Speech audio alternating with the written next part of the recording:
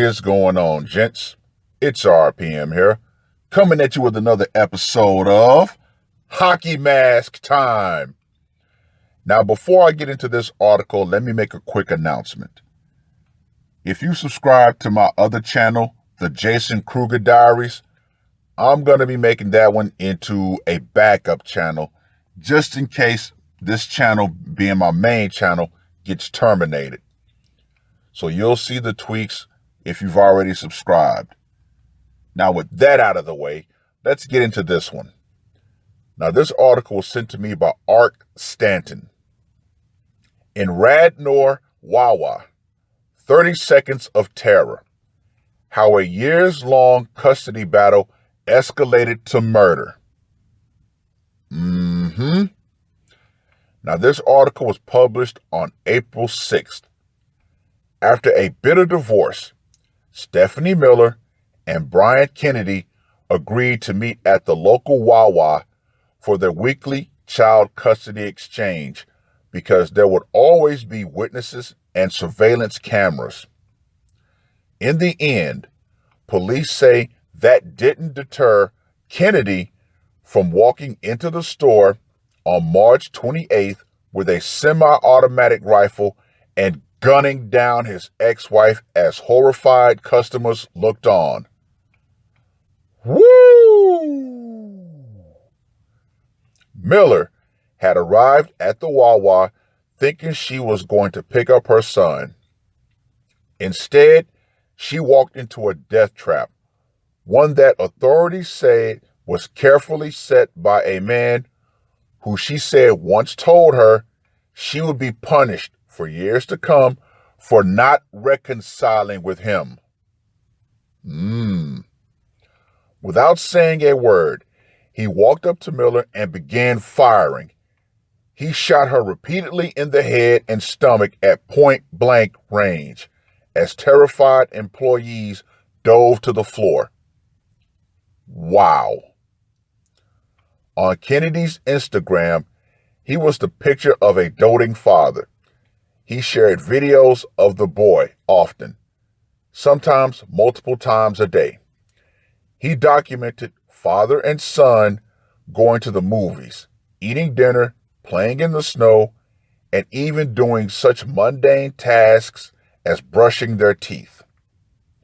In reality, Kennedy was troubled/angered by his 2013 divorce and a custody agreement that limited time with his son from Tuesday to Thursday.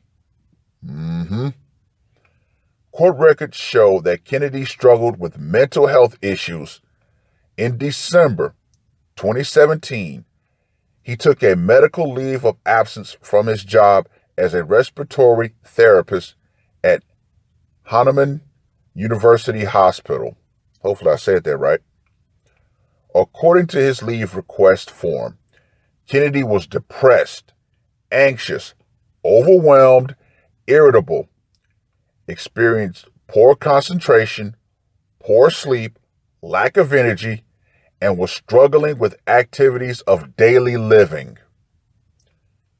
Patient is undergoing significant emotional distress due to ongoing divorce and child custody issues, the form read.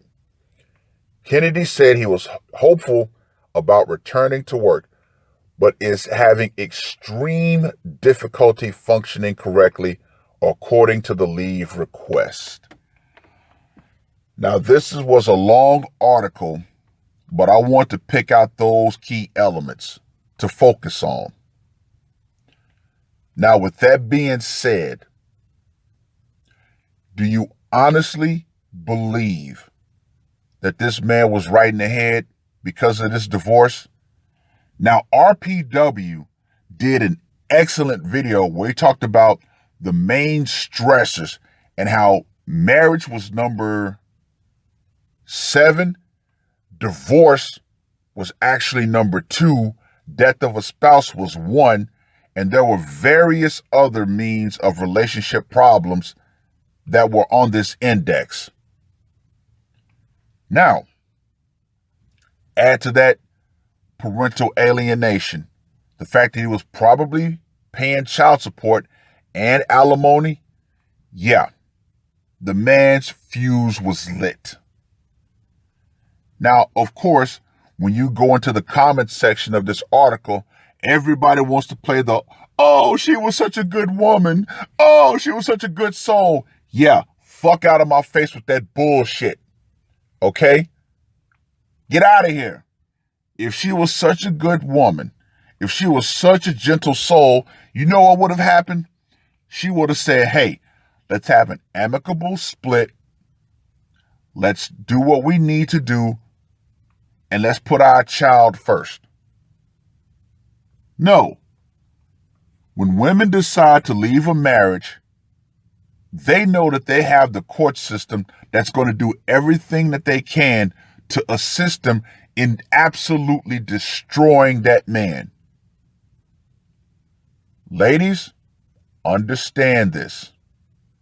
If that man wants to reconcile and say, hey, let's be amicable about this, you might want to listen. Because as this story clearly points out, a man only needs 30 seconds to a minute to decide to end your life, to decide to take you out of the equation. You became the bane of this man's life. So what did he decide to do? He decided to take care of business. He took matters into his own hands. Now, we all know that the family court system is, from top to bottom, absolutely corrupt. But you ladies out here seem to honestly think that you have this veil of protection wherever you go. This guy did this in public. He didn't say a word to you. Can you imagine the amount of hate that this man had built up for you over the years? Yeah, it's really getting real out here, ladies. Men have had enough.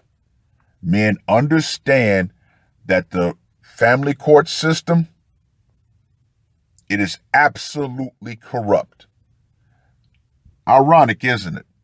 We men believe in honor, justice, and we go into the family court system thinking that we're going to get the same rights that we would in a civil or a criminal court. No, it does not go down like that. You know why? Because one simple phrase, best interest of the child. When I got served my divorce papers before the meat sack decided to pull out of that was in bold letters. Best interest of the child. So I already knew if I stepped into that family court, I have zero rights. And that's how most men find out the hard way. But anyway, yes, ladies, you honestly think that you're playing this game and men are going to stand down and say, okay, you know what? I'm going to be a man and I'm just going to do what I got to do. No. No one cared when Robin Williams killed himself. And for me, that was the end of me caring about men who decide to say, you know what? Fuck it. I'm going to take care of business. This bitch wants to put me on child support and alimony. You know what? I'm going to do what I can to take her ass out of the equation. Oh well. Let me know what you guys think. And remember, gents, when the power goes out, feminism and that absolutely corrupt family court system will go out right along with it. That's all I got to say for this one. RPM, I am out.